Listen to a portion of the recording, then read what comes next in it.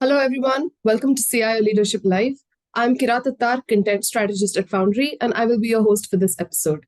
Our guest today is Sangamitra Pine, Head of Information Technology Generation at RPSG Ventures.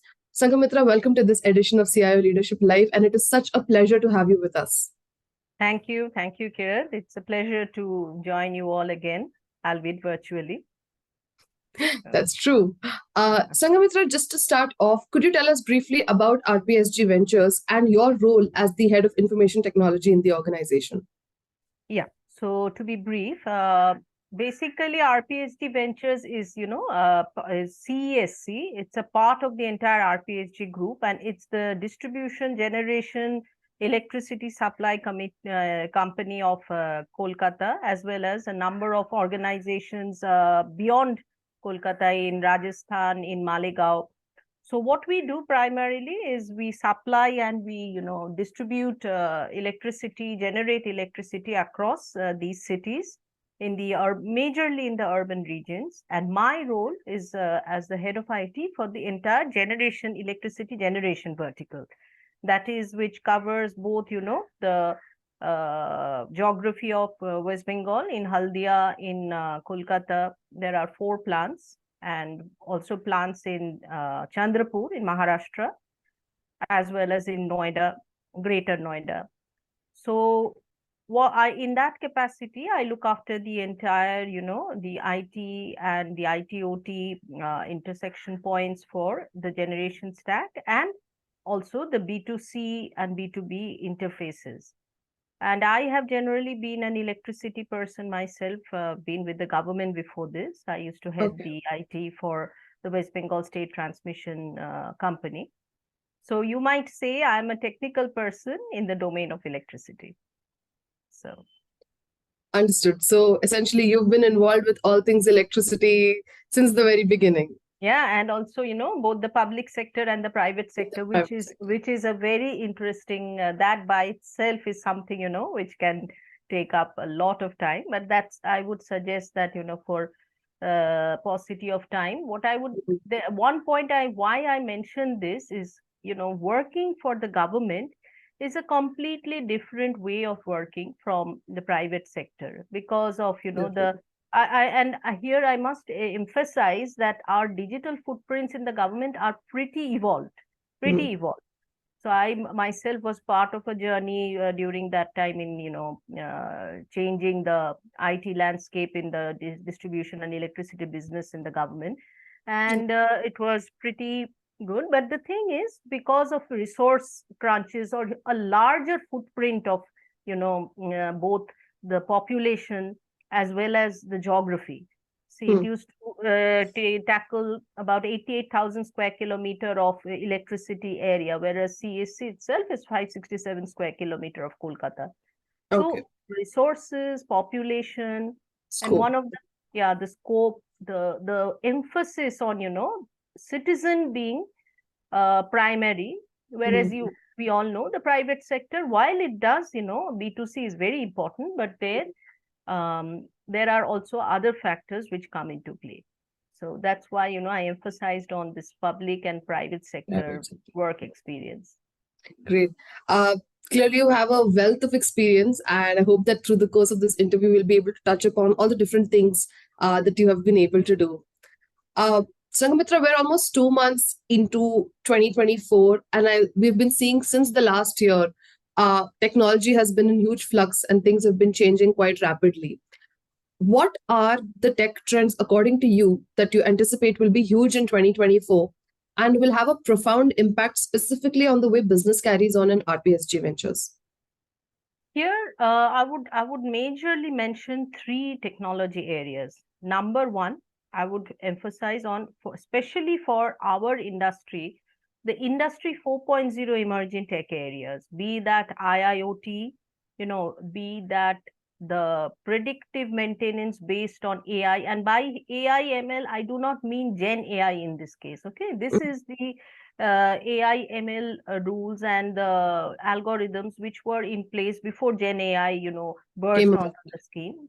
And we have been using it in a huge way to make sure that all our assets, equipments now just like the aviation industry, electricity industry has also been using this predictive maintenance in place of breakdown or preventive maintenance. And AI is playing a huge role and will grow. As also, IIoT devices, which we are associating with all our, let's say, a humidity sensor on a certain pole in your neighborhood. Could you Or elucidate what IIoT is? IIoT, Industrial Internet of Things. Like Understood. you put sensors on, like we use Fitbits, right? We use Yeah. equipment, health equipments for citizens. The Mm. same way, electricity assets or your meter, Mm. your smart meter would be having these sensors, would be having this interaction with the technology stack at the back end, so that Mm. it becomes a win-win for both the electricity domain as well as you as a consumer. You will be able to monitor your consumption on a real-time basis through smart meters. Any electricity utility worth its name is now using IIoT in a big way. Mm. And of course, I would be amiss if I did not mention Gen AI, because we are already using it in certain, processes where, because see, one thing for us is this is a knowledge intensive industry. And there's a Absolutely. huge amount of knowledge spread across the entire gamut of our engineers, our foremen, and for the back end staff. So what we are trying to do is, really build this documentation into a kind of a repository for Mm. the future skilling activities or training activities. And we are really using or trying to use the capacity of Gen AI for that purpose. Mm. Gen AI is also being used for certain other POC purposes. Mm. As the other technology which I would really mention would be, parts of RPA, robotic process automation. Many Okay. of our business processes, like let's say a huge amount of complaints that come into, the complaints have reduced are through CRM. So what we have used there are the voice bots, etc. Next, even after that, there are some consumers who do write mails or do try to approach the offices. So for them, we've given them an RPA based solution, which will actually identify what is the issue and divert it to the appropriate type of people who can really reconcile and go back to the consumer. So these are really making a great deal of difference in how skilling can be done, how equipment and assets can be maintained, safety of human beings, and also the ease of customers, consumers, the very important consumer. Client is our consumer is always king, and especially for us, it's a essential utility, something without which nothing will operate in today's world. So electricity is a 24/7 feet on ground, absolutely B2B and B2C mixed industry. And we see these tech trends already reaping a huge amount of benefits. And as we go forward, it'll be there. And there is an overarching thing encompassing everything, which is cybersecurity. We've already invested hugely, made a lot of changes in our processes, our policies, to ensure that all these tech and digitalization processes do not fall prey to any vulnerable attacks or threat actors. That's true. Because we are a national critical infrastructure. Yes. So yeah. This is what I see. All right. Thank you so much for that very detailed answer. I could almost sort of imagine how these different things must be coming in place of manual processes, slightly more error processes that they may have been in the industry in the past. You're replacing them with things that are probably more efficient. Not only efficient, those that are data driven, those that are historically proven, and those which accumulate and assimilate the skill and the knowledge of several human beings and try to help our workers to make a more efficient workplace and profitable workplace. Yeah. So Sanghamitra, now you've mentioned all of this emerging technology, the way AI and ML is playing out in core operations and the way IIoT is working. So when you have emerging technology taking over several critical operations in the company, it becomes almost mandatory that your staff or your skill set needs to be up to date along with that. They need to be in step with that. So, given the changes that are taking place on the technology front, what skill sets do you look for and value, even you're hiring talent or when you're training your existing talent in RPSG Ventures? That's a very good question. It's a very good question. So what we really look for, and it's helping that, our workforce, especially the new workforce that are coming on board, are already very digitally savvy. They have been, trained to use digital, if I call them devices, if I call them systems, either in their own professional or personal fields earlier. So that is one area. What we are doing is we are giving them number of scope to reskill themselves if they do not have that particular, like say if somebody wants to work in the field of AI or ML, which we are doing, Yes. we skill them in the appropriate coding languages or in the data science areas. But keeping in mind that we are not an IT services company, what True. we are is we are providing services for ourselves and also for other utility, because we do certain consulting and certain services jobs for other electricity boards and electricity companies as well. So that is on the onboarding part. The other is the existing, both the user end as well as the workforce which has probably been in work for a considerable amount of time. So we give them the option of choosing which type of work area they would like to be proficient in, because there are certain areas which are an absolute necessity. You must learn how to be digitally savvy in a number of areas. But there are also emerging tech areas which we do not see that maybe 100% of our either the development people or our user people would be proficient in. So there we are giving them that kind of slightly, I wouldn't call it silo, but I would call them an optional area of work. And that too is working pretty well, because there's a lot of enthusiasm in learning. There's a lot of That's true. enthusiasm in finding out what are the new types of things. And here I would fail if I would not mention that our partners, our vendor partners, are also playing a very big role, because they are also showing us what can be additionally done. We know the best in our domains are in our development areas, but there are certain used cases, or there could be certain areas which were probably not possible earlier.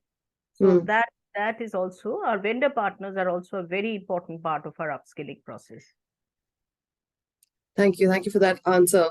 Since I have you with me and you're a prolific woman leader who's at top of her industry, I wonder if you could, maybe tell our viewers that what skills should women hone to be indispensable in their industry, any industry? And I understand this is sort of a broader question, but what, according to you, can a woman do who's looking to advance in her career? Yes.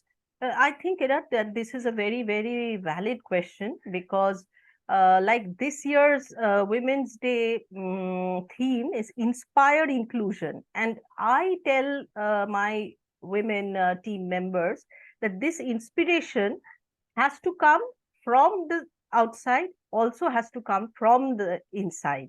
Like my women teammate who's on board has to ensure that that person gets this skill set as well as a man. Because you see, I don't believe in that myth that women are not good in STEM or women are not good in this area. It all depends on how diligently and how sincerely you're going to put your efforts in. So the number one is you put in your effort to learn. Second is, when you're in a workplace, whatever workplace it is, I think what we could do is not look at negatives, but look at what are the chances, what are the opportunities, and never miss out on them. Let's not wait for other people to make the opportunities for us, but take the opportunities as soon as you see them. And not, because here again I'll tell you how a man and a woman, sometimes I've seen them differ. Even a woman will probably deep dive on a very micro level and come to a conclusion that that role probably doesn't have all the, necessities, that she probably doesn't have all the necessities for that role. Whereas a man with only maybe 10% of that, will not hesitate. So I Hesitate to say, apply. yes, I say, do take that, opportunity. Upskill yourself, go for that, whatever is necessary, take that, and go forward. So don't, sometimes maybe there is, which I cannot say that it's not right, because that is a degree of integrity and honesty in a person. But That's true. you can always learn, always, have the ecosystem change a bit, adjust a bit as you grow. So one thing is, take the opportunity, learn, be 100% in your effort.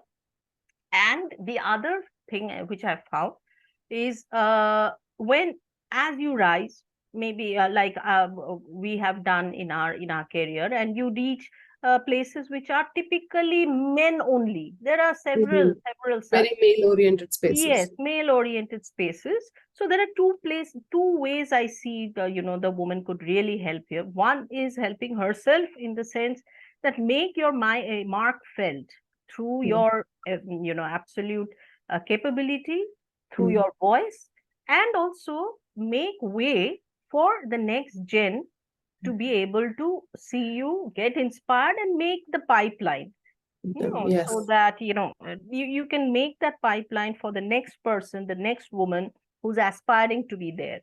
So actually, this was something that did come up even when I was looking into this, because just statistically, apparently only 32%, that's one third of leadership positions across the world globally, are held by women and the rest is held by men. So that does point to some of maybe the inadequacies and some systemic challenges as well. Right, According to definitely. you, systemically or an organization, what can the company do to create an environment that both supports and encourages more women to reach for senior management and leadership level positions?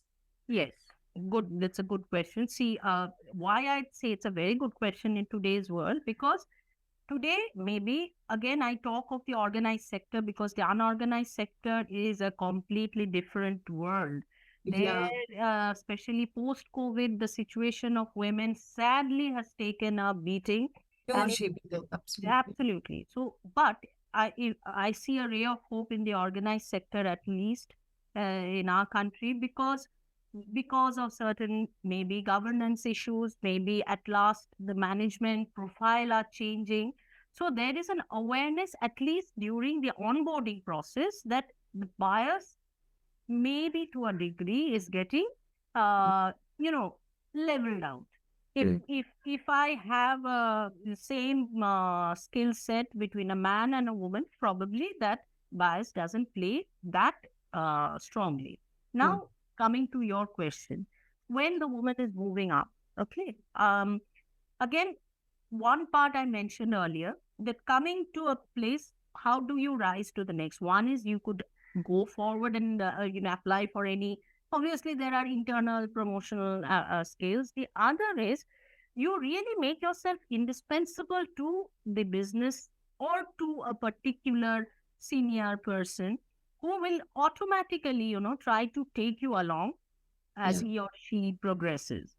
And there again, the organization has to have, what I mentioned, a very, unbiased succession plan. They must provide this kind of opportunity for the women in the organization to have an equal uh, say in the, process of raising. And true. on the part of the women, I would say, some of the glass ceilings are because of things which, uh, you might say that, why isn't she? But if you put yourself in the person's shoes, Shoes. Yeah, sometimes it does see, you do see, or you don't see, the organization cannot see how much of challenges she's facing elsewhere, from the true. societal aspects, from family aspects. Family aspects. Yeah. Yes. So that too, I think, is something which is not a very easy answer. It's not a very easy There's answer no at cookie all. cutter answer to these Absolutely, there's no, challenges. because families, societies, human beings are completely different from area to area, from, like, where I come from, urban Bengal. Hmm. I have been fortunate, my peers have been fortunate, because here women are a bit more, have been vocal for quite a number of years. Oh, absolutely. Parents in urban Bengal don't think twice before allowing their girl child to have same level of education. Okay, Mm, push comes to shove, maybe if there's a huge crash crisis, they might think that the son should get an engineering degree, the daughter can do a history degree. That's mm, different. But mm, education is provided. yeah. Management and seniors often do not, segregate based on women or men. Mm, But it would be very wrong to say that it's not a struggle. yeah. So the organization needs to ensure, like there are some very, very large organizations which have done that. They have provided, this channel for women to move and shine. And the other part is the organization should be providing a safe space so that the Mm, women can, without any hesitation of being spurned or without having the fear of, losing their own position right now. A woman might be, hesitant to go up to the boss and say, "Boss, I think I'm a perfect fit for this role. Please true. consider me." Mm, Their gender might be a issue. They might not have ever done this before for themselves. mm, So that needs to be encouraged as an institution, as a boss, yeah. be it a male boss or a female boss, and there should be a kind of a organizational emphasis on not having bias Mm. while considering. So that's That's it. very true and very well put.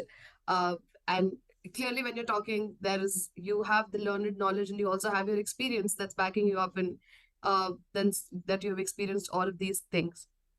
My final question would be about what would you like to tell fellow women peers, women in technology, maybe women also in non-tech institutions, as to what leadership principles have you practiced that you would espouse and you would tell fellow women leaders that this is something that you have, experienced and exercised in your own career that has really served you well. Yes, this too is something I can really share because I've been in the business, in the industry for a very long time, from a time when women engineers weren't that many. In fact, even today, sadly, it isn't to the level that one would have expected.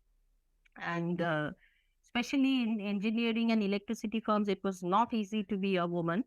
Yeah. So what I did and what I have found myself, in also I have a number of friends in the BFSI who've risen quite far, and the common trait which I find is that there's a degree of a fearlessness. That like one of my first assignments when I was a management trainee eons back was we had Mm. to get up on a pole and reach a transformer to find out certain parameters and then put it into a system. Oh. So yeah. So the foreman and we had a very strong union, and there was one engineer and one foreman, and I had gone from the technology side. So they didn't really know how they would tell me that the meter was up there. So I said that I understand. So let me help me, give me the safety equipments and let me go up. So they Yeah. had probably not even expected that, That you would go it up. really was an icebreaker because after that I have never personally had any problems with those unit of people who worked on the fields. They grew a respect for me. I Mm. realized that much later. For me, it was quite natural to go and find out what's happening. So, but they were very, first amazed, then very happy, and then they were also feeling very safe that, yeah, okay, this is a person who knows what she's going to do, what is not really some fluff. So Yeah. that's one area. So then there would be a lot of hurdles. There will be. It's not going to be easy. Mm. Ensure that you get the safe space. Be very good at what you are doing. Learn new things Mm. and help the other women. So It's that yeah. I think in a nutshell will really help. I have always what I've done in my several years, either in the government or has been to be very accessible. I used to, even as a chief engineer in the government, it was almost unheard of. I used to go and, knock on my young engineers' doors. That was actually a no-no. They were supposed to come to me. Come to you, yeah. Yeah. You can't, you can't have your chief engineer roaming about to other people's. So I used to tell them that I'm coming. Then, madam, let me come. I said, no, aap raho, main aa rahi hu. So be accessible. They will in turn, give you access. They will show you their personal capabilities. They will, work with you as a team. And unless there's a very unsafe situation, I think, going into confrontations just because a man is a man or a woman is a woman, not going into gender based confrontation just for the heck of it. But of course, if there is a valid reason where there is an unsafe space being created, that is a different issue altogether. Absolutely. So that, I think, will help a lot. And with the younger generations like you all coming up, I'm sure it's going to be much, much better place for women coming down the road in whatever industry they choose to flourish in. That's actually absolutely true, Sangamitra, because I just thought of how I could apply this to my own career and life. That is to be competent and to establish that you're good at what you do, but not be afraid to take help and always pave the way, pay it forward for people coming after you. And also, there sometimes when you go through a lot of hardships, you might be starting to show that irritation to a man just because he's a man, but he's not had any role in creating the hardships for you. There you will create an enemy without reason. So you need to pick and choose where you will fight the battles, where it's going to be needed, and really have because as we work, we also enjoy. We should be enjoying our life, right? It's 8, 9, 10 hours of our life every day. Every day. So family, work, let's also enjoy all of these. Absolutely. Sangamitra, that brings me to the end of this special episode of CIO Leadership Live, Women in Technology. Thank you so much for really bearing your heart out to us, for being so candid in all your responses, for telling us so much about the technology part of RPSG Ventures and everything that the company is doing, everything that you are evangelizing, and everything that you've experienced personally, all of your lessons and your guidance for other women leaders. This is truly a priceless conversation. And I know that everyone who listens is going to have some really good takeaways from this. And I'd like to take this opportunity to wish you a happy Women's Day in advance. Yes, thank you, Kiran. A very happy Women's Day to you in advance too. So let our tribe grow. Let us make a difference to the world, to our industries, to our families, and stay well. Okay. Thank you so much. And with this, I would also like to thank our viewers for watching this episode of CIO Leadership Live. Thank you all for watching. Until next time, this is Kira Tattar signing off.